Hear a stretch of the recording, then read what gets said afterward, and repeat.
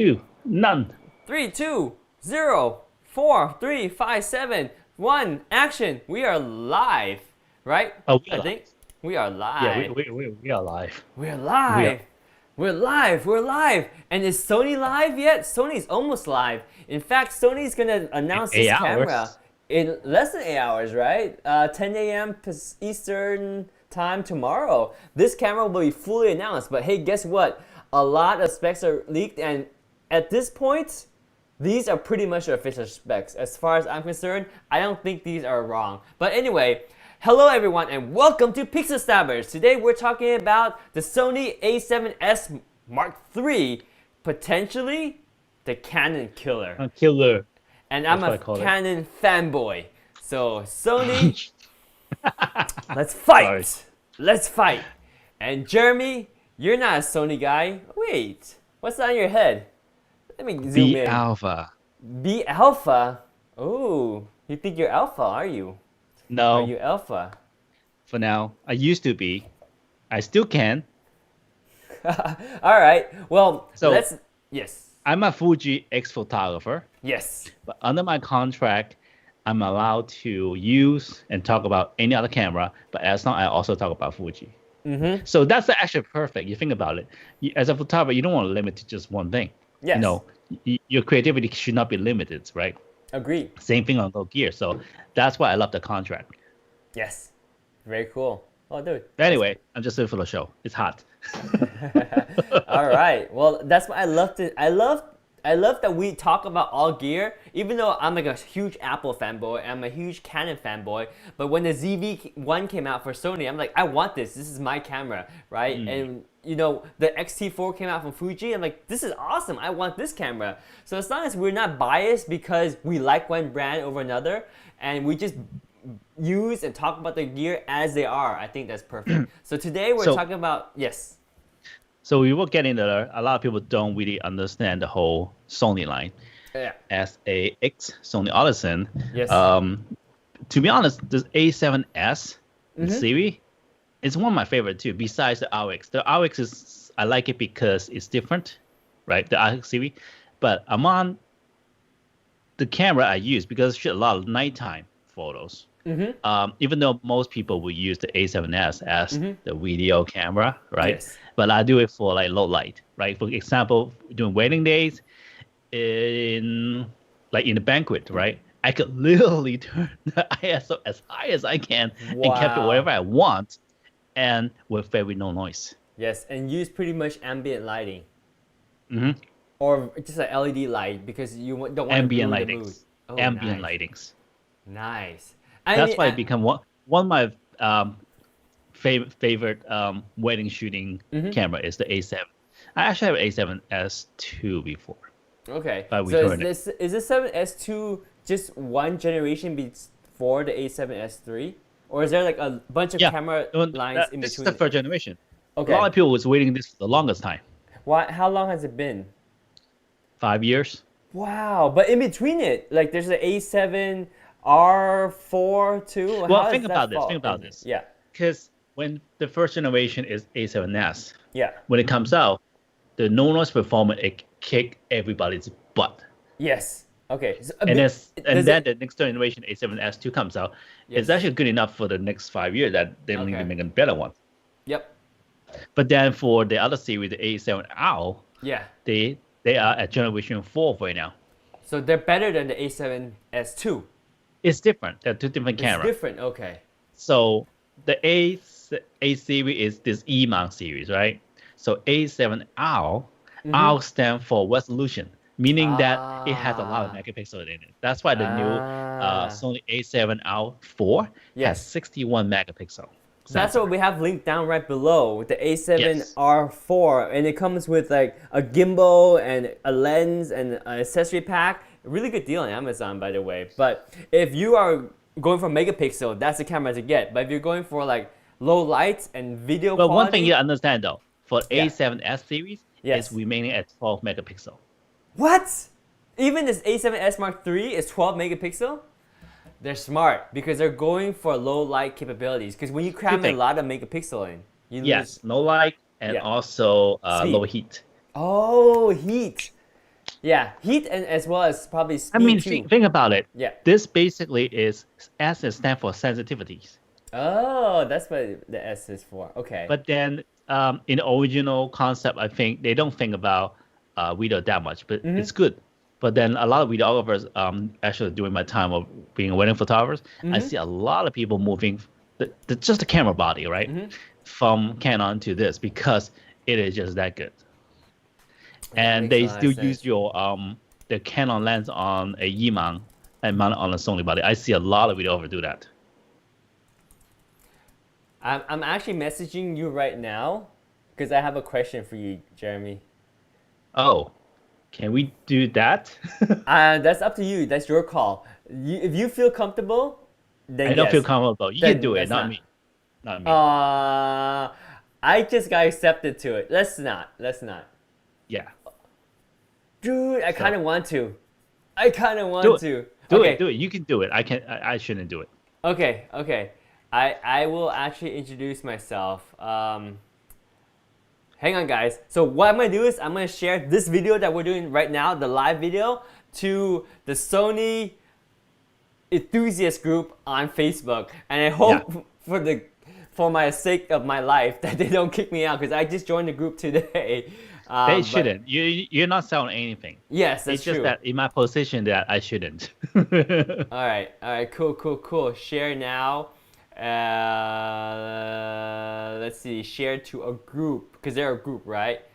This is cool. This is cool. Sony, yes, yes. And then let me say something. Excited about the specs. Excited about the A7S Mark III. Is it? Are you getting one? Is it Eh, better? Is it Is it the Canon killer? That's what I'm gonna write. Actually, I should even share what I'm writing for you guys, just so you can see. There we are. Yes, excited about the A7S Mark III? Are you getting one? Is it the Canon killer? Hi Actually, guys. it's just short. To be precise, it's actually Canon EOS R5 killers. Not all Canon killers, but you don't want to type that long. There we go. Why not? Hi guys. I'm new to the group. Oh, Be God. nice. Please don't kick Wait, me which out. part you in? Oh, I just that. joined the Sony A7. They're cool. Yeah, they're cool. They're all that's not the official Sony group, so you're cool. Hi guys, I'm new to the group. Please don't kick me out for sharing this. Please don't kick me out for sharing this live stream. There we go. Let's post it. Are you ready? Oh, Go I ahead, should post do it. Doing it. Boom, boom. Oh wait, but I need to get their admin to approve it too. What? So you can't do nothing about it. Yeah. So let's. Yeah. So anyway, while we're waiting for the admin, Just keep doing it. We're gonna wait for them to approve, and then so you can start talking. No, we're not no, gonna do of that. course not. Of course not. So let's just look at some of the specs here, right? Because oh, by the way, guys, this is our website, pixelstabbers.com. It's not officially launched yet. We're still working out the details. But since you're watching this live, you can check out our website at pixelstabbers.com. And here, Jeremy and I, we are photographers. Jeremy's been doing wedding photography for 15 years. I've been doing wedding photography for 10 years. We have passion for our camera gear, for our tutorials on Photoshop, Lightroom, Luminar, and the business of photography and the art of finding your own style, your creativity Also, outlet. this is the ironic thing is that I used to be a Sony ambassador, There you go. but now I'm Fuji. Yes. Fuji. Yes. But he still knows a lot about Sony cameras. I basically worked with Sony when Mm-hmm. nobody rounds up until 2 years ago. Ah. So I helped them develop a lot of the cameras in Asia. Wow. Wow. No kidding. No kidding. I actually feel kind of sad. I should study more about Fujifilm right now because I love the camera design. But because of my history, I actually know all the Sony stuff in my back of my head. Wow. So there you go, guys. This is why we have Jeremy on the channel right now, because he's a ex Sony ambassador and he's actually helps them design cameras, so he knows a little bit about the culture, the engineering side of things. Plus right now we're just going through the rumor specs, and dude, I want this camera already and I don't even know the full specs yet, just because it's sensitivity. Well, right? Let's stick into it. All right, so what do we got here? So these are the rumor spec. So number one, It's rumor. definitely have to be 12 megapixel. Okay, Sensor. so It has to be. what is the megapixel of the A7S II? Is it also 12? Also 12. Okay. From And on the first generation, it's already 12. and the ultimate question, because I'm a photographer, but I'm also more of a videographer.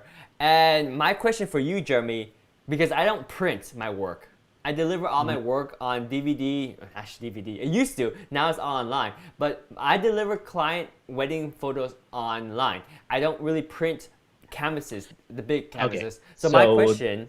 This is beyond 10 years ago. Okay. This is like I always say 15, 16. Yeah, probably 15, 16 years ago. Yes. I'm working. My job Yes. back then is photo retouch SL as a printer. Okay. Now back then the cameras are not that good. I'm actually retouching a lot of digital photos that are shot with like 5 or 6 megapixels camera.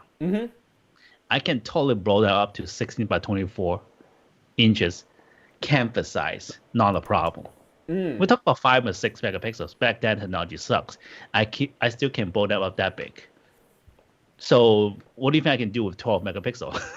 Oh yeah, then it sounds like I guess what you cannot do is you cannot crop much, because at 12 megapixel you're kind of at like the edge of what Yeah. 30 by that's 40 true. picture. Can you print a 30 by 40 But canvas? unfortunately, back with my Sony day, Yeah. I still crop. I don't care what megapixel you have. Well, you know, the cool thing about canvas is that it has a natural canvas texture on it. So even if you have some noise, it adds character to your picture anyway. Well, right? that I'm talking about canvas because Yeah. most people bought back Yes. then because it's a good thing. But I could also print on photo paper, and now for the photo paper, if the glossy or semi-glossy, it hides Right. some of the defect. It helps. Right. But we also print on matte papers, like those fine art matte paper. Yes. It looks pretty good. So bottom This line, is like 15, 16 years ago. Right. So think about the technology nowadays. What can you not do? right. Well, the technology is more advanced, but printers can do better job with just 12 megapixel now.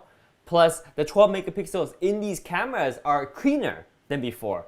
Even though it's still 12 megapixel, the pixels are more one thing clean. most people, Yeah. if you are sending your photo to, say, Walgreens, Costco, Shutterfiles, all that, okay? Not gonna You matter. basically, it does matter because they don't know how to handle the photo. Oh, really? Okay. What I'm talking about is you send it to actual professional printers Yeah. who do professional artistic print. They know how to handle your file. It's about handling your file to get a print. All those online, they're basically you send them a JPEG, they print as is. Fair enough. So you guys have professionals that know how to optimize the print job for the image you deliver them. So bottom line, this is rumored to have a 12 megapixel sensor. Is that good enough? And I think you Yes. answered it. So yes. And should there be any concerns, like should I pick a camera that has more megapixel like the A7R4 or the A7S3? That it really depends what you need the camera for. Don't tell me that you want a camera can do it all. That just I total want BS. the camera can do everything. I'm gonna And stab not you. overheat. I need 64 megapixel, record at 240 frames per second, 4K. Okay, so have you? No overheating. I think I sent you a video about that. That review from one of the working photographer who reviewed about the Canon EOS R5 and so unhappy about it. The whole story is Canon basically sent him the camera for him to test, Right. and he used the camera for his job. Right? He couldn't do his job. Ooh. You saw that video, right? No, I didn't watch it. Oh, so he was basically able to get the job done, but in Okay. a lot of hassle. For example, while it's overheating, the Yes. problem is it's overheating. Yes. He is not even shooting a full movie. He's shooting documentary, piece by piece, piece together, right? So at like around while the camera is on shooting for maybe 15, 20 minutes, it overheat. So he had to tell the client, just take a break. You need to Right. put an ice pack on the camera and want to try to cool it down. What? It's like that is That's so crazy. unprofessional. No, He was very totally. not happy with Canon like that. Oh, So that's the bad. reason why that would happen for the Canon EOS, it is good. It's a good camera for taking photos on snap. Yes. But when you're using a 45 megapixel sensor and try to do videos in a small body, Yeah. you will have overheat for sure. Yes. I agree. You think about that. Yeah. That's why Sony way back when we discussed, they did a really good smart choice. Okay. Unlike Canon, I don't know what Canon's doing. I never use Canon. I don't understand Canon. But what Sony did is they identified the line into the A line, the A7, and the RX. RX is basically the point and shoot, right? Right. You know, the RX 100 and then also the ZV one right ZV-1 now. now. That's the RX line. You Yeah. know, it could do professional if you wanted to, but it's not Yes. meant for. Right. All right. And then A line is pretty much for the body build itself is more tough. So it's kind of, you know how some of those people are saying that, oh, I got to use Canon because it's professional. What's so professional about it? Because you could drop the camera, it won't break. I can keep shooting. That's the A99 and also the frame rate because you need to capture things that happen on the fly. It has like, I don't know how many frames, like 12 or 16 frames per second now. Yep. And it's going pretty good. So that's the A99. And then in the A7, they basically separate them A7R and say A7S. In the beginning, it was so confusing for everybody. Why you have so many lines? Because they are not building a camera that can do it all. Their brand itself that had, hey, if you need to do photojournalism and go to the war zone, whatever, get the A9. If you're just having fun, you want a small pocket camera, get the RX9. But if you are working, okay, we have the full frame line that if you need just doing pictures and you need a lot of megapixels, get the A7R line. If you have to do low light or even do video, get the A7S line. There. So you have to identify who you are and what you need to get which model. Ah, that makes sense. That makes total sense. So They're not going to be ambition about, I'm going to build a perfect camera for you. No, Right. they're not. fair enough. So if you are okay with 12 megapixel, you know who you are. And if you need a lot of megapixels, I have a lot of award-winning picture are from 12 megapixel. It doesn't matter. that's all that matters. So if you need a lot of megapixel, then you know who you are. You're probably those people that take a huge picture and crop in like 100% or something. Oh, hey, we got some comments here. So we got one comment here. Says, did you guys watch B&H's preview video? Not yet. Not That way we won't get diluted by other people's thing. We basically focus on what we think about ourselves first. We'll watch those later. Yeah. So the reason why they wanted us to watch it is because B&H actually created a review video which leaked all the camera specs already. So we should check that out later. So everyone that's watching this, if you want to watch the official spec, check it out. But I think these rumor specs are pretty much the same thing because, I mean, we're only a couple hours away from the official release anyway. Yeah. And this is our opinion, right? Because B&H, they're a big company, and they're probably making the video with kind of a contract agreement. I don't know yes or no for sure, but I know they have to say good things about the camera because guess what? They're selling you the camera. There's incentive for them to say good things about the camera. We have no benefit from telling you how good the camera is. In fact, our job is to help guide you to make the decision to buy the right camera. What I was trying to do is from a Sony photographer, well, Sony photographer expensive, talk about all this, how I feel about it, not how good the spec is. Yes. To be honest, I don't really care. For once, I don't shoot video. Second, I'm not with Sony anymore, so sorry. But this is just my opinions. Yes. Yeah. So if you guys want spec and you want someone to glorify how great the specs are, you can just and you can go to B&H and they'll say the best, the sweetest thing about the spec because hey, guess what? They want you to buy the camera. And we're more, I think I'm more like that. I'm more of a spec guy. But Jeremy, he's more into like, is the camera functional for what you need it for? Like, will it do the job and will it do it well, regardless of the specs? And also, I care the culture of the company. Why are they doing certain things rather than would that feature work for me? Because, you know, sometimes a feature, you might not never use that feature before it's new. Yes. So how do I know it work for me? Well, you got to be open-minded. Right, right. And Meek Photo says, what is the process of getting on Amazon Live? Oh, it's pretty easy, my friend. You want to Isn't it answer it? invitation only? I don't know. It's sort of invitation only. In the earlier phase, it was invitation only, but now you can actually apply. Just go ahead and Google Amazon Live. Here, let me actually show you on screen here. There's an influencer program. So how to be an Amazon Live influencer, right? And it's pretty easy because there's an application program right here. So Amazon Live Video Influencer FAQ, right? Download the app, influencer, and then what you do is you apply here. So you sign up here.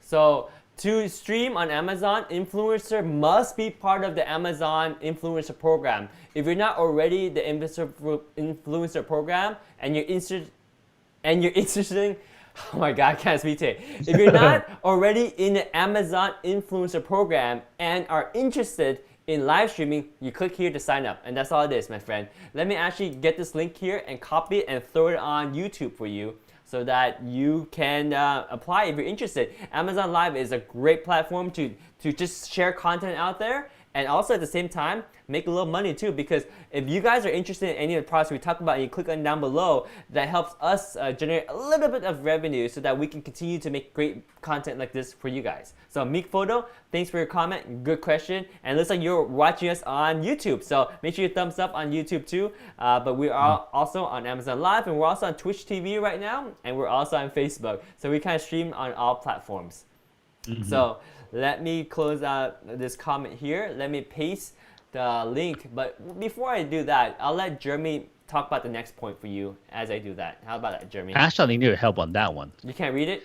I mean, no, not that I can't read it. I've been gone from Sony for a while, so I don't have the internal news, and some of the new features I didn't follow. So, for example, I don't know what this new stack design of the sensor is anymore. Okay. Stack design with integral. Oh, well, I remember now. They have rumor. two layer. Okay, that's right. Okay, actually, I don't know. Can you explain, Jeremy? I think it's a different technology that the light when hit the sensor, it actually go for two layer of sensors. Oh, so it divides up the work. Yeah. And then also, I guess, is it the sensors are different? So or the so you same know how thing? rather when they know the full frame sensor size doesn't really change. Rather you cramp like 61 pixels, megapixel in it or 12 megapixel on it. Yeah. But the pixel itself, it gets smaller or bigger, right? Yeah. Mm-hmm. So for this, I think they kind of keep the pixel size bigger. That way they can control the noise. Mm-hmm. But then they stack it, so you could get more information when you have two layers. So stuff. more I think pixels, so. but at not sacrificing too much of the noise. Or rather, they're not cramming that much more pixel because it's still 12 megapixel. But Let's actually that see. kind of design require your graphic chip to be super fast to able to process all that. Yes. Or they have dual processor, dual core, right? So we have one processor processing one layer, another processor processing the other layer. So let's see what this means. So stack design with integral memory rumored. Let me see if. Do you mind if we pull up one of the resources online about it, or do you prefer to not, Jeremy? Sure, go ahead. All right, because I'm going to pull up SonyAlphaRumors.com because they actually wrote a little bit about this. All right, cool. So we're going to borrow some resources from SonyAlphaRumors.com. And they're saying the A7S III will have a new stacked image sensor with integral memory.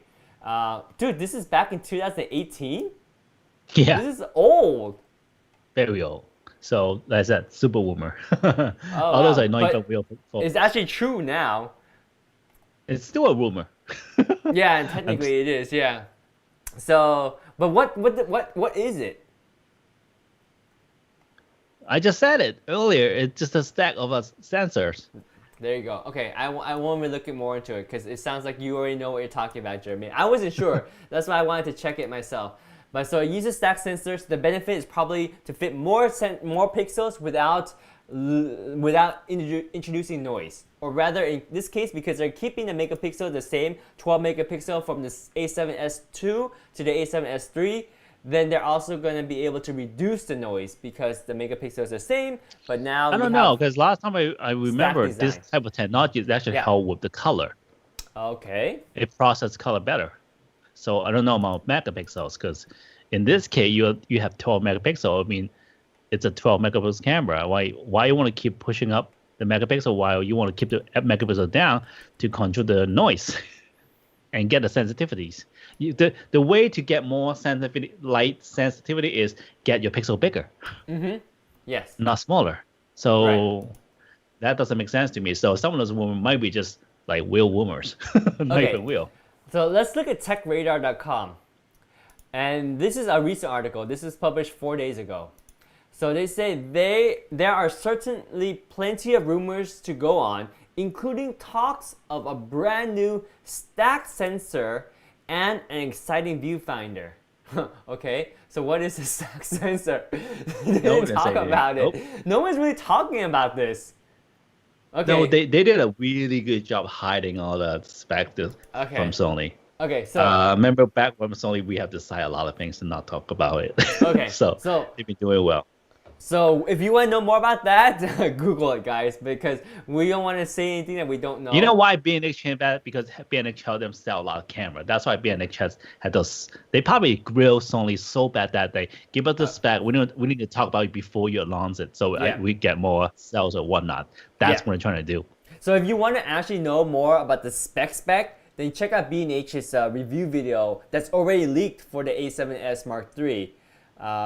Watch this video here for our real life perspective of these specs and how we think they're actually useful in everyday shooting, right? Okay, so the next point here is there could possibly be a 61 megapixel modem. What? Yeah, forget about that. That's a total rumor thing. I don't know why I copied that in there. Skip that one. All right. We're expected to see a DCI 4K capture at 60p. That's well, as a video guy, you gotta tell me. That's a given. What's a DCI? DCI? DCI video. I don't know. So DCI, digital cinema. DCI is Digital Cinema Initiative. Okay. It's a prominent standard for cinema industry. So it's got it.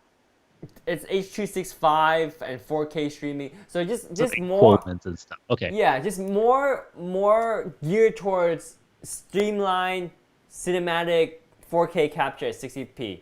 And I'm guessing that's all eye compression. So you have every frame capture without introducing extra noise between the frames.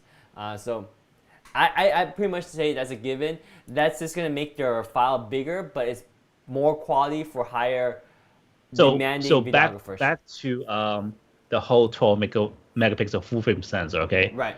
From what I heard, that you could actually go all the way down your ISO to 40 ISO, and also maximum sensitivity. You could go all the way up to 400,000 ISO. What? That's insane. 400,000 ISO. That's almost night vision. Pretty crazy. Much. That's crazy. If you ever been to a trade show, let's say WPPI, Photo Plus, or in Germany, what's the German? Photokina? Photokina. Yeah, Photokina. Right. So Sony used to have this booth. It is a dark room. When I said dark room, it's like kind of, you go in, there's no light, pitch dark, right? And then they have this Sony A7S pointing into the darkness. And when you keep turning ISO, you see, oh my God, there's something inside. Like, it's a monster, or it's like a hot chick or something behind all the darkness. That's pretty cool. That's so cool. So I mean, that's why you deal with 12 megapixels. Oh, you know what is so fun about that dark room? Yes. So I love that campaign. They put a A7S. Yeah. They put a Nikon, the highest level one, and they put the Canon on the side. While they let the people play around with it. The Yeah. Canon and Nikon can't see shit. Even at like the extended ISO range, right? They just can't No. because they can't get to that level. Or even to get it, it is so bad and muddy. And Yeah, while the Sony A7S is so clean. relatively, because at 400,000 ISO, it cannot be clean, but it's at least usable somewhat But compared you to gotta see Nikon. it to believe it. I You can want to see see it. how big a difference it is. You probably is relatively, but it's clean. Okay. I used to, like I said, doing wedding day, I shot natural light using that. I go all the way up. I tried it. I could use a photo. Well, in black Cool. and white. Yes, of course. Yeah, or make it artistic, add some texture because then now it's natural grains and it just looks good While still. Nikon Canon couldn't do it. Sorry. Yeah.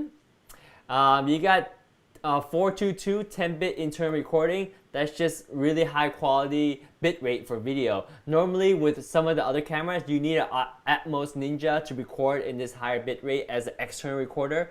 But this one now, you have the capability, the processing inside the camera can record 422 10-bit recording internally. And if you don't know what it is, just know that it's like super high quality bit rate for colors and just resolution for video. So normally you would have to have external recorder with other cameras, but this one is built in. Hey, shooting 4K with 120p is a huge thing. That's pretty big. Yeah, that's what You mean you can big do in that terms too. of file No, for like, is it a good, like a deal feature? breaking thing, feature, I would or it's just say standard? it's pretty standard for like GoPros and action cameras, but for a Yeah. high resolution DSLR, it's definitely a new feature because with the 1DX Mark II that I had, it was revolutionary to even get 120 frames per second at 1080p. So yeah, 4K at 120p is pretty up there in terms of being able to do that with a high quality DSLR camera. Wait, this is mirrorless, huh? Yes, of course. Yeah, a high quality camera, not just an action camera. That's good to do 4K 120 frames per second. And then finally, they're removing the 20-minute restriction. 30. Yeah, 30-minute restriction. And I guess this was a big deal because in the past, when camera, like photography camera manufacturers, had longer video recording limits, then they fall under the category as a camcorder. And because they are under that category, they get charged and taxed as a camcorder in addition to a camera. But I think now that either that law has been changed or Sony is actually willing to pay the extra tax to actually allow this camera to record more than 30 minutes, which I think is very, very helpful for creators. It's a Because, cap. It's a yeah, cap for the technology. It's not a cap for the videographer because they got to make sure that they have a device that works.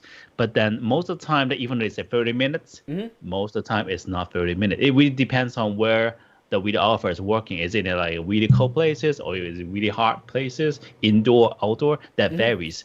But around, to be honest, most of the camera will die within 20 minutes. well, that's because you're thinking about the heat limitation. I'm talking about just the duration of the recording limitation. Even Yeah, if that's what I'm talking about. The reason that we put that restriction because of heat. They no, don't they is don't want to let the camera do it that long. well, so there is two restrictions. One is heat, and one is taxation. Oh, Even that. Okay, yeah, I see what yes, you mean. I see what you mean. yeah. So there's two reasons. But now that they took off the 30-minute restriction, it's great for videographers that like me that want to record a long video in front of a camera for my YouTube videos, right? With a mirrorless camera, I don't know when it stops recording because it just silently stops recording after a Well, limited let's put time. it this way. Do Yeah. you think the Canon EOS R5 can live, even though they don't care about money or tax, whatever, can they live the 30-minute restriction? I don't know if they could or not. Right now, are they Well, limited? no. I'm just saying, if they're limited, Yes. even though they live this 30 minutes, can the camera do more than 30 minutes? Only if you do 1080p, but if you record 4K and using the larger pixels. So it'll have to be limited to a certain range. That so-called restriction is for both. It's not Yes. just Yeah. taxation. It's all There's about two. to save the face. Because you know Yes. what, you don't. This is limited. You can't go beyond that because Right. you literally cannot go beyond that. Because of the heat. Yeah, that's what I'm Right. talking about. Right. Right now, if they do this, meaning that they're confident the camera can do it. Yes. Yes. Agreed. Their camera is capable of recording at the higher bit rate and not be limited by the 30-minute. But see, it's not clear in this rumor spec if this 30-minute limitation is lifted and if it's allowed to record more than 30 minutes in 4K 120 frames per second or 4K 240 frames per second. We don't know that. That might be a different We'll spec. find out in Yes. 7 hours. Right, right. So this is something to think about. But at least for 1080p, I'll be happy to know that the limitation is lifted so that I can record a long video and not have to worry about this 30-minute limitation all the time. So that helps. So next spec. Likely to use a similar design to the A7R Mark IV. That's design nothing. are we talking All about? A7 camera looks exactly the same anyway, so Just like that's this, why right? I don't like. That's why what I don't like about it, because back then when I try to pick up the camera, I cannot tell which is which some of the time. Yeah. That's my problems with 1DX Mark III and 1DX Mark II as well. Because I have two and I don't know which one I'm using. But it is a nice thing because when you have the same body, you get very familiar with the functions of the buttons and all the menus. Back then and now. Yeah. Back then when I'm with Sony and now I'm not with Sony, Yeah. I still do the same thing. They have the ugliest camera design ever. It is. It's kind of square and bulky, and they But cram a lot in. they don't care about the look. They care about the features. Fair enough. That's why I go with the RX line, because the RX line actually looks better than the A line. The Sony RX, the point and shoot. Mhm. Yeah. Agree. Because this does look like too much crammed into here. They You got try to do a lot. I mean, they have a lot of functions. C3, They try to do a lot. C4. Yeah, it's pretty crazy. Okay, so same body as the A7R4. And then you have addition of a multi-selector joystick. Yeah, you just saw it there. This is this one. thing right here, right? And that is that used for selecting autofocus point, or do you know what it's used for? It's a joystick. Depends how you set it up. But You can use it however typically, you want it. in Canon, we use it for selecting autofocus point. So I hopefully think that's you what do that it's used. too. Okay. Yeah. So that's nice. It lets you jump around and pick your autofocus points as well as go through maybe the menu as well. Possible cooling vent This is on the interesting. I never would seen this, but that would be interesting. rear. So now that it uses up so much, it causes so much heat, but heat translates to energy, and energy translates to battery life. So because even though it's able to cool off a 4K recording and record for a long time, it's going to be a big suction on battery life, I think. I don't know how much battery capacity it has and how long the battery life will be, but if it has a cooling vent to really cool it off, that means it's going to probably use up a lot of battery too. So we'll see. Well, if you're doing photo, that doesn't matter. But if Yeah. you're doing video, I saw a lot of video for use the body and have a lot of external batteries already. So, and then it's always mounted on something, so it's not like you're handhelding it. True. But pretty cool that they're going to have a cooling vent. That's interesting. Mhm. Hopefully they use a quiet fan so it doesn't make too much noise. Hopefully. Yeah. Because they're recording Cooling video. vent. Cooling vent. Oh, Doesn't not mean it fan. has a fan in it. Passive cooling. Okay. Oh yeah, that's true. Very cool. All right, so it's gonna have the world's highest resolution EVF expected. That's pretty cool. I don't know. I mean, that's a little bit overkill. Currently, right now, all the EVF, I EVF. think is pretty decent and good enough already. So, You don't need wasn't that much enough. high resolution. No. Yeah. I mean, the EVF is so small already. Does the high resolution really help? You're like looking at this on your screen already. It depends. Some people really still complain about the Viewfinder compared to the EVF. It still doesn't look the same. That's So true. they're still trying to refine the technology so that it looks as real as possible. Fair enough. Fair enough. Okay, so we're expecting to see high resolution on the EVF. And then you have increased magnification to 0.78x. Is that to the viewfinder? I have no idea. Okay. Okay, I don't either. So let's just skip that point. Skip that rumor for now. Touchscreen control on the rear display. Is that the first for Sony to actually have a touchscreen on I their? think so. Wow. Wow. That's pretty crazy because I know Canon has been having touchscreen on their cameras for a long time. They have touchscreens for RX line. The Oh. A7 line probably. Okay. Is it Fair the enough. first? I don't know if it's the first. Okay. Maybe. So here's some other specs that you round up. These are more like more hard spec, right? Like the price. So we're looking at potentially $3,500 US. Yeah, see, this is what dressed me. Like 3,500, I could get myself a Fuji GFX 50R medium format, which is, I don't know. If you want megapixel, but this camera is not about megapixel, right? It's about sensitivity. It's about having that high and low light capability. With the same concept though, the reason why the A7S full frame has 12 megapixel because your pixel is bigger, so you can control the noise. If I only care about controlling noise, no light performance, so is my medium format way bigger than full frame, so I got bigger pixels. Yeah, so it's the same thing. If I don't care about videos. Yes, but with the larger sensor, you actually have a slower shutter rate, or not shutter rate, but like actuations per second. Yeah, but it is the medium format that carries on.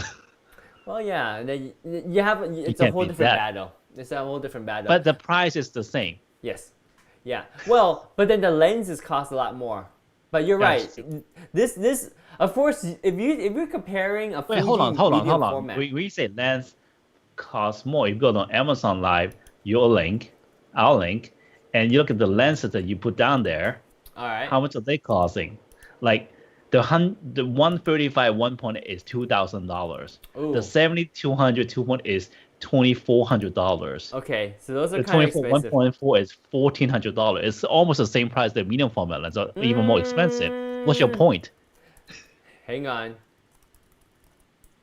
I want to see how much Fuji medium format lenses cost.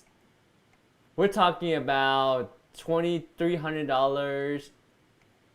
17. See, the 45 2.8 is $1,700. Okay. And then you get cheaper ones like $400-500. So what's your point? I guess I don't have a point, but if you're talking about medium format versus full frame, and going Fuji, of course we can't really battle. compare apple to orange. This is two different things, right. You know. But people will most likely nowadays people buy Sony A7S series for their video capacity, and that's right. Sometimes, they want the low light performance so that they could basically shoot more. Because when you do video, you don't do flash. You need the light sensitivity to capture the videos in the sensor. So that's it. But for me, just feel like I don't do video, and I more kind of moving towards the commercials. So getting a medium format camera is probably what I need. I'm just saying. Yeah, and for me, as someone that does videography more than photography nowadays, I think $3,500 is a nice price for this camera, given the ability, all the recording option it has, including 4K 120p. You got the 10-bit, the 422, and you get the 4K. This is pretty cool too. I believe you have autofocus at 4K. Oh no, never mind.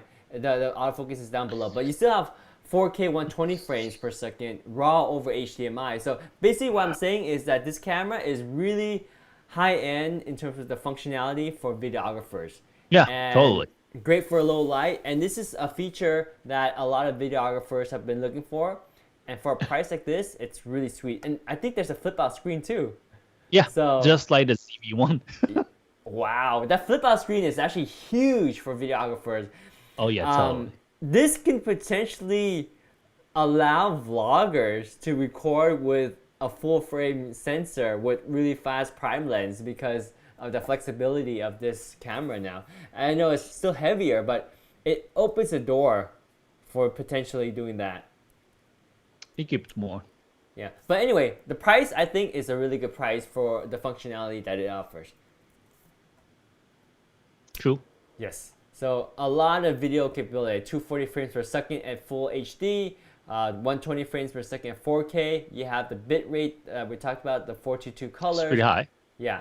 4K at 120 frames per second. Output over HDMI. I think that's the first. I've never seen that fast frame rate at 4K over HDMI. You got no record limit at 4K 60. Okay, so that's where it is. That's where you said if it was the EOS R5, right? You can't do 4K 60 very long. Can you? I don't know. You told me that, right? No. Okay. That videographer who does documentary basically bashed the heck out of Canon. So EOS did he do 4K at 120 or did he do 4K at 60? He didn't mention. Actually, he didn't say that. But then the camera failed him on the job. That's why he's pissed. Right. Well, this potentially. Well, I don't know if because the thing about Sony is they actually release You know how a a lot title of says videos. Canon killers? Basically, this is probably what kills that. Well, it's not just Canon. Basically, any cameras out there, except for Panasonic. I think Panasonic is doing pretty good with the video. I'm not sure. I don't follow Panasonic for the video. Panasonic is one of the best for doing video for K and stuff. Okay. That's what they're good for. Let's see if they really don't overheat at 4K 60. Because like you said, they have to have confidence if they want to introduce no record limit and do 4K 60. But can they do it? Well, so far, even though I'm not with Sony right now, but Sony never failed us so far. I disagree. I totally disagree. Because the Sony RX100 4, I believe, recorded 4K video and it always overheated. Always. Well, how big is the RX100 Mark IV? Pocket size. Like, yeah. Okay. And then you gotta understand this is two different lines: the RX line and also this is the 8 Alpha line. Okay, I'll give you that. I'm actually coming from the Alpha line. I mean, they haven't really failed much yet. We will see. We will see. That's why I probably wouldn't pre-order this. I would at least wait. It makes more sense. You got a bigger body. Yeah. Okay, same sensor. Yeah. Less megapixel. Yeah. If you think about it, with the technology goes on, the potential is there to do it. Yeah. Pretty Plus, much. you get the vents potentially. I mean, they're not being ambitious and putting a 45 or 61 megapixel and tell you that I could do 4K forever. You know that's not going to happen anytime soon. Yeah. That's too big. Right. Agreed. And there's no way you can control all that noise in 61 megapixel in a full frame sensor. Right. Right. It is a lot to handle for sure. You have new codecs similar to the Sony FX9. I don't even know what the Sony FX9 is. Because it's new. That's what it just said. But what is it? What is it? It's a full frame video camera. It's legit. It's an $11,000 camcorder. Very expensive, but very good. Wow. Does it do the I think they have a campaign. They try to tell all the TV stations to use this instead of Holy moly! This is not for us. No. This is for like studio, news, team, and whatnot, that kind of stuff. Yeah, but basically they have the same codec as this bad boy here. Yeah. So that's pretty good. AF autofocus system is similar to the A7R Mark IV. Which is good. How does it compare to Canon's dual pixel autofocus? Is it better? I never used Canon, so I can't compare. Okay. I would say right now, based on other reviews I've seen online, is generally Canon and Sony, they're head to head in terms of autofocus. I think Canon was ahead a little bit earlier with dual pixel autofocus, but I think Sony's a little bit better now. So if Wait, what are you talking about focus? Because there's two factors. One, is it fast enough? Second is it accurate? Mm-hmm. Which part are you talking about? Fast or both?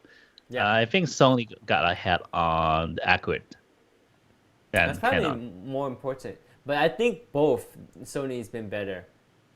I think Sony's been better in both. Because Canon has done well with the dual pixel autofocus, but the dual pixel autofocus is the same mechanism that's been out since the 1DX Mark II, which is 4 maybe 5 years now. So I don't know. You gotta push forward though. Mm-hmm. You can't really count the Canon 5D Mark IV those system compared to this. That is a single lens effect. Yeah. It's not mirrorless. So the technology on the focus is different, Mm-hmm. right? So you're counting from I would say the EOS R5, R6. That is, well, actually no, they have the other one, which is really bad. The one you have is what, M50? Yeah, the M50 is pretty decently modern, but it still uses dual pixel autofocus. Yeah, but when you move around, turn around, and it's kind of not. Well, think about it. Sony has what? Sony, how many generation does A7 has? Like A7 original, and A7 II, A7R, A7S. A7R has like 4 generation now, so it's like 6 generation from it. So we talk about the 6th generation of the autofocus. It tend to be much better than what Canon has with the current newly introduced mirrorless camera. I'll give it that. Just saying. Yes. So we are definitely improving in terms of technology. And then, so the A7R Mark IV, how recent is that? Is that relatively recent of a camera? I think it was last year.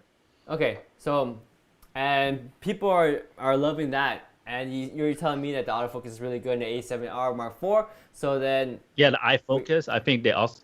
Is it?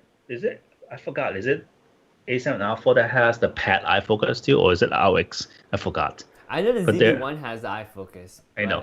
I know they kind of got it from there. I'm not sure. I need to read about it. I haven't been, followed for a while, but that's pretty cool. Yep. And then, of course, you get the 600 megabits per second bit rate that's recording video. You have the base ISO of 16 or 160 for S-Log3. No dual ISO. Yeah, I don't know what that is. No dual ISO. The almighty Google. A7S Mark III. What does no dual ISO means? Okay. I'm on it. Oh, Siri's trying to search for it right now too. Siri, I don't need you to search. I'm already Googling it. Okay. What does this mean? So Sony Alpha Rumor also talked about this. And this is recent? Yeah. So no dual ISO. Dude, this is all they said. There's no more detail. I know. So what does it mean to have no dual ISO? So I don't know why they put it there. You could just say dual ISO, but you put no. I know you don't have to tell people you don't have that, right? So what's the point telling people you don't have it? Yeah. You just type in dual ISO. Don't type all that and see what the explanation of dual. Okay, dual yeah. ISO is. Yeah, what is dual ISO? So what is dual ISO cameras? Okay, here it is. Dual native ISO is a unique technology from Panasonic that can be found in cameras that are part of the cinematic camera lineup. The sensor of the VariCam has 2 native ISO settings. 800 and 5000. That means that, simply put, you can take advantage of having 2 film stock in a single camera. So it's basically 2 native ISO. And of course, when it's native ISO, that's when it has the best quality image. So it's they cleaner. So that might be because, so basically they don't have dual ISO in this camera. So in other words, they have only one sweet ISO, yeah. So I don't know why that's a feature, or maybe the only reason that I feel like they want to point that out is because they don't want people to associate that with Panasonic. I wish I knew more to comment on that, Jeremy, but I don't know. You gotta understand how companies think. Besides telling customers what they have, they also have to kind of build walls against their other competitors and whatnot, and stand out, or don't want to do anything with that because they don't want to compare certain features that, like for example, the dual ISO is Panasonic's, so they try to avoid all that. To it. So just in case, for example, if Panasonic has bad press for a dual ISO, so now they're saying, okay, so we don't have dual ISO. I don't know how valuable that is. I don't know enough about dual ISO, so I'll leave that as like a questionable specification in terms of is it good or bad. That doesn't matter if you shoot JPEG, right? I mean MPEG, sorry. It only matters if you shoot S-Log and you try to do a lot of post-processing, then you need those to get the video better. It's kind of how you shooting a raw file compared to JPEG. You could get more with raw file. I think it's the same thing. Well, I I still think if you have dual ISO, you have one ISO that's native at the lower range, and you have one native ISO at a higher range. So even if you're shooting JPEG, if you have a native ISO at like what 1600 or something, then that will shift to the second ISO range where it's native at 1600. Then it's probably sharper, even if you use JPEG. That's Well, my let's just put thinking. it this way: if they put the base ISO at 160 and max Yeah. ISO at 400,000, would you stick with only using a native ISO, No. or you need to use whatever ISO? What does it matter? As long as it's a smooth range and you're only introducing a little bit of noise up, I don't really care about dual ISO. Less to worry Mhm. about, right? It's like driving a Tesla versus having a two-speed, right? It's variable all the way up versus I have two gears to pick. So I don't know. I don't know enough to say if it's a good or bad, to be honest. But that is what the specs rumored are. You have 16-bit raw output, and then you have this is huge. 15 15 stops of stop. dynamic range. We keep going up on that number. That's pretty crazy. It Every used to be year. 14. Now it's got one more. This Like, is still a every big year deal. it add one more. So in native, That's uh, honestly, yes, this is the only thing. There's one thing I really miss about shooting with Sony camera is the dynamic range. When you do post processing, that's huge. yeah. So in Huge. layman's term, how do you describe dynamic range to someone that can interpret it based on normal examples? Like what? How do you explain what 15 stops of dynamic range is compared to 14 stops of dynamic range? Okay, so for example, what is the smallest app stop currently a camera lens has? 22 f22, right? Okay. Right. For us human eyes, I think our app stop for human eyes is beyond 40. Okay. Okay. So at the same time is we can see the dynamic we see than the camera see. Mm-hmm. The camera can't even compare at Right. that one lens. Okay. Right. But this 15 stop dynamic range, what it does is it actually capture all the information it didn't see. It's actually capturing a light view, Mm-hmm. not the light only. So Mm-hmm. within that distance, all that light is captured in that file, Okay. and you could bring that back from the post. Okay. I see your point. I kind of understand it a little bit differently. Correct me if I'm wrong or if we're on the same page. So to me, dynamic range is the ability to capture shadows in the dark area as well as the brightness in the highlight areas. You're And right too. our But human then, eyes, yeah. but then, what I'm talking about is within that. Let's say imagine I have virtual square in front of me, like a cube. Yeah. Yeah. Okay, within that cube, all the information is captured. Okay. So let's say on that one click, Yeah. I set myself at f16, Yep. 100, 1/100 shutter, and ISO at 400, something like that. All Okay. right. So that frame, raw when you open it, preview it, Yep. that's the exposure I get. Right. But because I captured the whole cube's light Yes. inside, Yes. so because of the 15 stop dynamic range, Mm-hmm. I could, let's say if the shadow is too dark, I could bring back the detail in the shadow. If it's Right. too bright, I could lower it. That's what I'm Right. talking about. You got more information than you need, Right. but for human eyes, we see that all. But the Yes. camera couldn't. Right. So That's what I'm saying. basically, yeah. So It's I think stored in the back, in the Right. warehouse, and you Right. want to just bring it back from the warehouse. Yes, exactly. As long as you have the information, you can pull it back. And I think your explanation is the same as mine in terms of what we're talking about technicality, but in terms of easy to understand, I think for me, I understand my example better, obviously, because I'm biased. But I think for example, our human eyes, we have a much greater dynamic range. That's why when we look at something very bright, like outside in a sunny day, we can still see the sky properly exposed, and at the same time, something in the shadow, we can still see like the little snail crawling. But a camera can't do that because it has a limited dynamic range. So that's why if you want to see something that's like in the shadow, you have to expose for the shadow part, and then you lose the quality, or you lose the exposure of the sky. And vice versa, if you want to capture the detail of the sky, you're gonna have to have such high range that you're gonna crush the shadows of the snail. So our eyes can do both, but cameras, they're limited. So if you increase the stops of dynamic range, then you can get more details in the bright and more details in the shadow, but at the same time, basically. more than if you have 14 stops. At 15 stops, you have better capture. You have more range between the shadows and the highlights. Is what I understand. Same thing. Yeah, it's the same thing. It's just the way that I interpret it, and maybe other people might understand it easier because it makes sense visually. But whatever it is, we're on the same page. We're talking about the same thing. We're on the same page. Yeah. So those are pretty much the rumor specs, guys. If you want to know the actual spec, as people have already been saying on a YouTube video, is go to B&H's website and watch their review because they already leaked out the actual spec.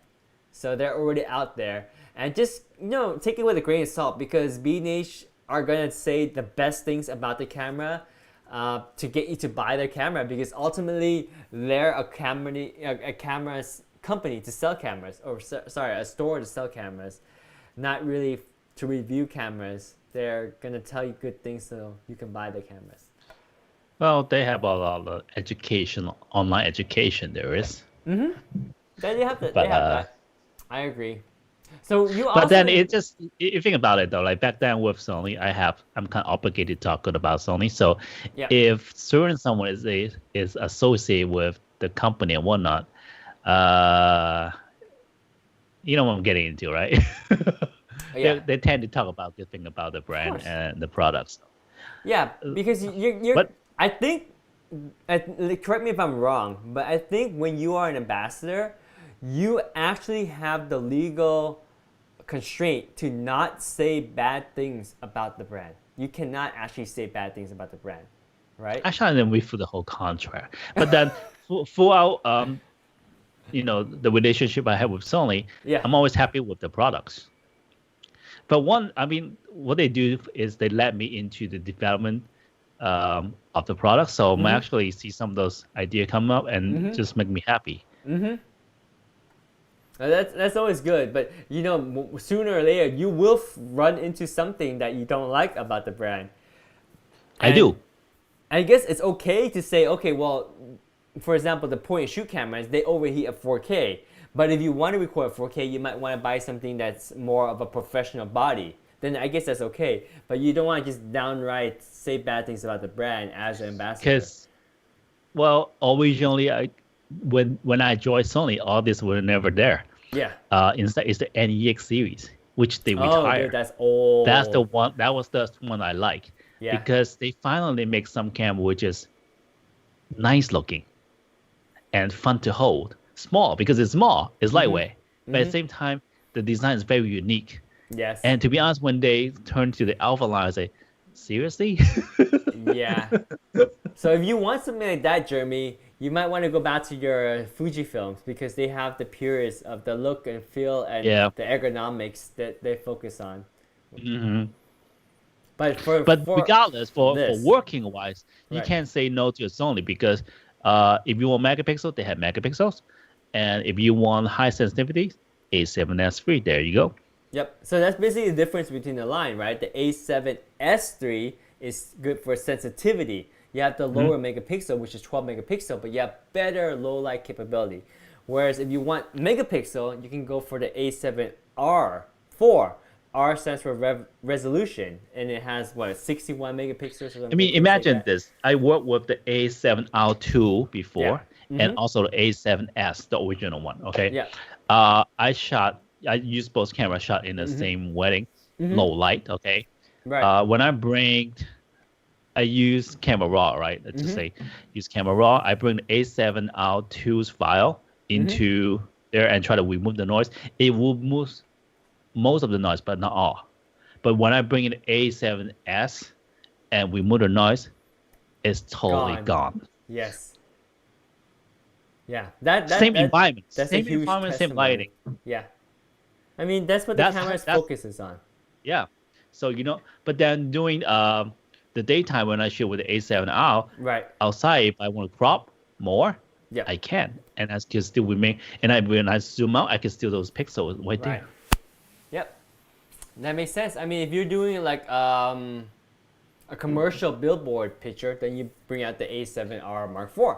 If you want to shoot an event or anywhere where you have low light, you bring out the A7S Mark III. So they have their purposes. And this A7S Mark III priced at a rumored $3,500 with all the capabilities that we are known and loved for in the A7 line. Plus, you have super versatile mode of video recording. It makes it a winner for videographers. Plus the flip out screen, dude. I mean, we don't even talk about it enough, but that flip out screen, I think it's gonna be huge for Sony to be able to have a flip out screen to record video. I think that's the first alpha line they have to have a flip screen like that. Yeah, I think that alone would make a lot of people want to upgrade from the A7S II to the A7S III. I hope the flip screen is robust. From what I feel like, 3,500 is still a bit for this. Nah, because what, the R5 is gonna be how much? It's pre-orderable right now, right? Okay, so the R5 is about $500 more, or $400. Yeah, I'm not comparing to R5. I'm compared to the previous A7S series. So how much did the previous A7S series cost? I don't know. Can you check? Yeah. Oh wow. But this is a used price. Still. So here's yeah. Let's just say it's double the price. It's still cheaper. No. Because this is okay, so roughly saying what, $2,300. They're charging $3,500, which is not double the price. It's 50% more. Oh no, I'm talking about when you look at the used price, it's double the price, which is that price right there. I'm seeing. Yeah. Okay, yeah. So it's a step almost up. $1,000 more. Yeah, more than $1,000 more. It's basically 50% more expensive compared to the previous model. Not compared with Canon. So that's what I feel like. Gotcha. Because in my mind, maybe I gone for so long now. In my mind, the Sony camera is always within that 2,000 range. So when you go over that, I feel like because when we talk, they want to make affordable full frame for everybody, but then they're slowly moving away from the direction now. That's true, because they are packing a lot of technology in there. So I mean, there's a lot of R&D, and I can see why they're charging more. But it doesn't make sense for the consumer's point of view, where it's pretty much the same line of camera as before, but now you're paying $1,200 more. It doesn't make sense. Well, the economy changed, the stock changed, and also the current situation, maybe they don't sell as much and they need to make more money in each unit. That's why jack up the price. Yeah, that is true. Yeah. Well, do you have anything else to add? Because I think those are the rumor specs that we have available. I think we have some comments in Amazon. Oh shoot. Yes. So does it make faces look nicer than in real? Phantasmas has asked. If you get yourself a really soft lens, maybe like wide open. I would say if you're looking for a feature like that, you might be very happy with Sony's recently released creativity camera, the ZV-1, which we have linked down below too. I'll link to it that right one will now. make you prettier. Yeah, for sure. Because the ZV-1 linked down below has what's called a beauty mode. And the beauty mode, there's a high, medium, and low setting, or maybe it's just a high and low setting, where it would just kind of soften out your skin. And trust me, the girls are going crazy over it, especially the Asian culture. They like that natural look where it softens the skin. I kid you not, that function is purely for Asian. Not to be racist, but that's just typically it's more of the culture thing. I can say, well, we're Asian, we can say it. Yeah, okay, fair enough, fair enough. Yes, but Phantasma said he or she. I'm sorry, I don't know if it's a he or she, but Phantasma said Phantasma had the old DX. Don't remember the numbers, but Sony camera, and had replaced it with the newer one, and newer technology does not take pictures that old technology does. So I'm trying to understand the statement here. So this statement basically says that this person had the older camera and liked the way the older camera took pictures. When upgrading to the newer cameras, I totally agree with you. How? It has more character. Ah. The newer camera, it's all about getting the sharpness, getting megapixels. While the older camera, because the origin of photography is using the defect of this mechanical device that we hold, and using the defect become artistic. Yes. And now on the new camera, remove partly all this defect and all the picture becomes sharper and more megapixel, which has no characters. Yes. Back then, all this Germany made or Russian made camera, they all have defect, and that become the characteristic of that camera when they take photo. Yeah. Now all the new cameras don't have that. So I totally agree with you. I think I agree with you too.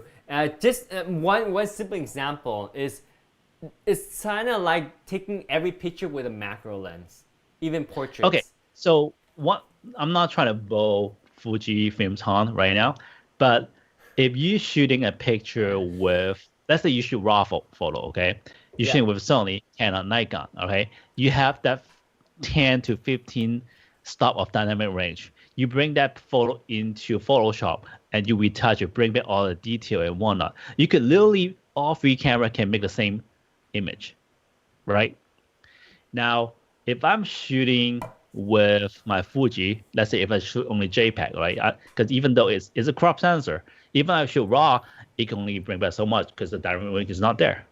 In a way, it's kind of forcing me to shoot because the camera itself has limitation, and creativity will come from limitation. Yes. Because I need to use that. Then that way I have a unique niche because when I use this camera, this is the way I shoot it.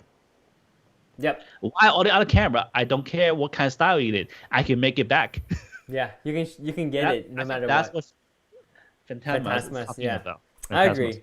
Yeah, I agree. And like I said earlier, my example is pretty much like if you use a macro lens to shoot portrait, like it's better in all respect because it's sharper. Basically, it's just too sharp. It takes away the smoothness of the skin because it actually shows all the imperfection, which is great if you're pixel peeping and you want the best image of the actual subject you're capturing. But sometimes it's not about that. Sometimes you want a little defect. You want the skin to look softer in the photo than it does in real life.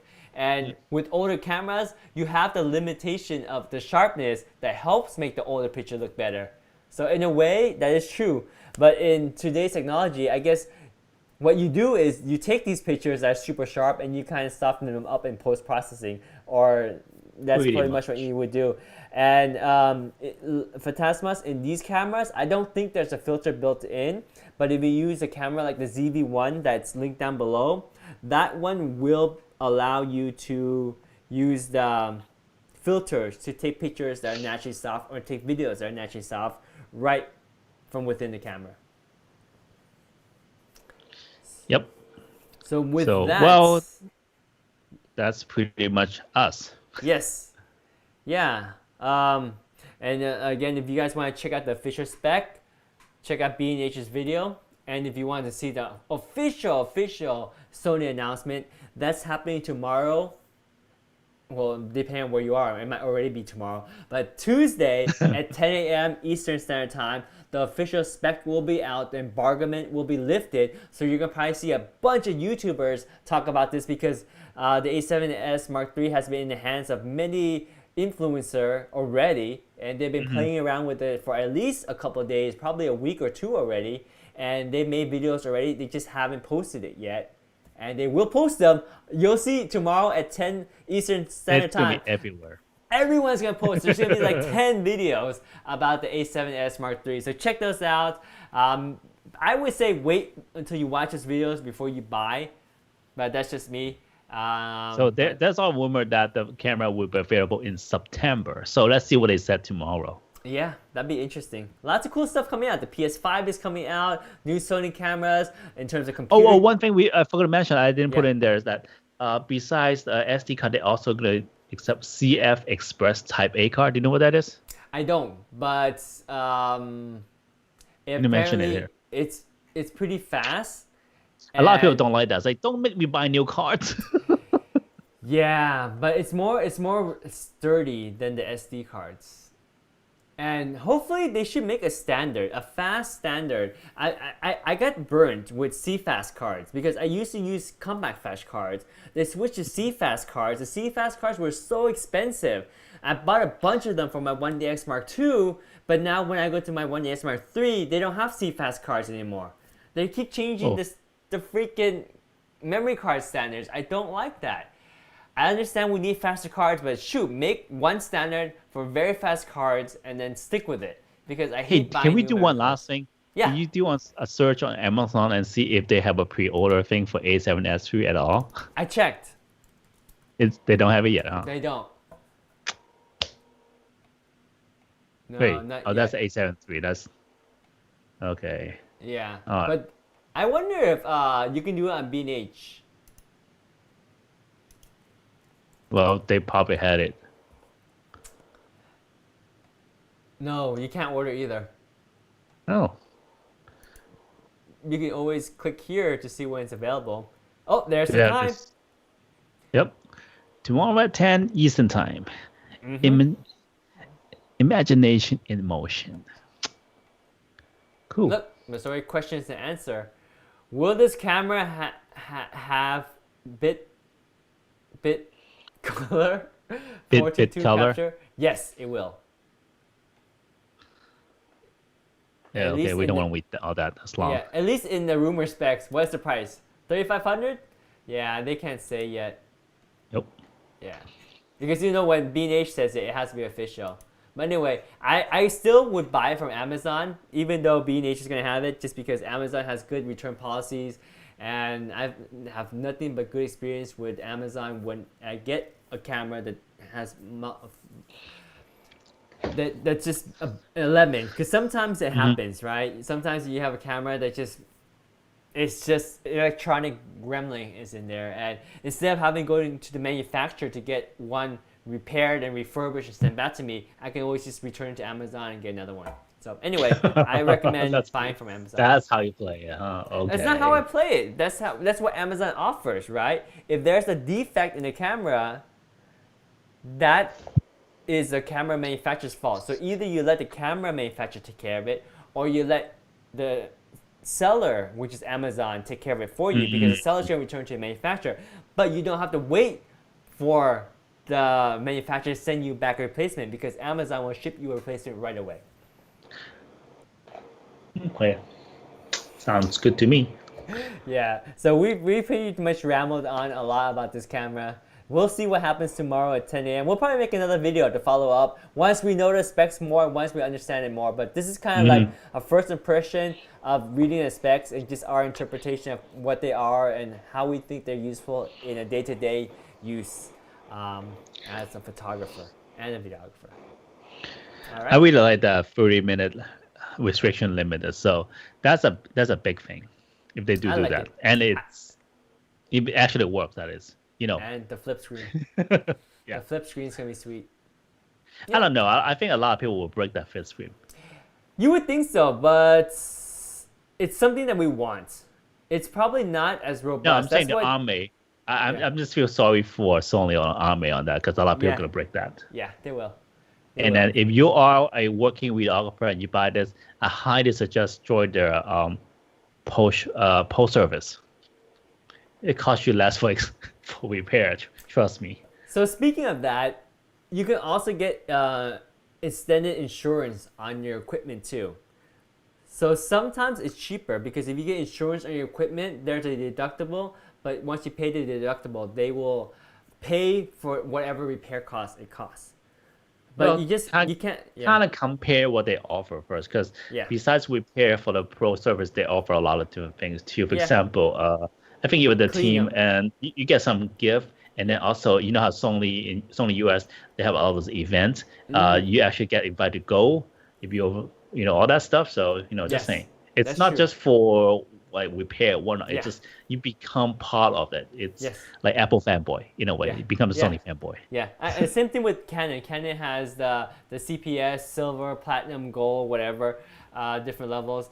And yes, they get these nice perks. You get backpacks, you get camera straps, you get every year you can do a certain number of clean and inspection from them for free, whatnot. Yeah. Sony offer that. Yeah, there's pros and cons, but I like insurance because if I drop my camera and it costs like, say, $2,000 to fix, my deductible, my insurance can take care of it. Except there's a catch. I only can do it once or twice. If I do it too many times, even though I have a legit reason to claim on insurance, they'll still kick you off the plan and they'll blacklist you because that's What? insurance. Yes, because insurance is there, but you're not supposed to use it. This is what they're saying. You So can't.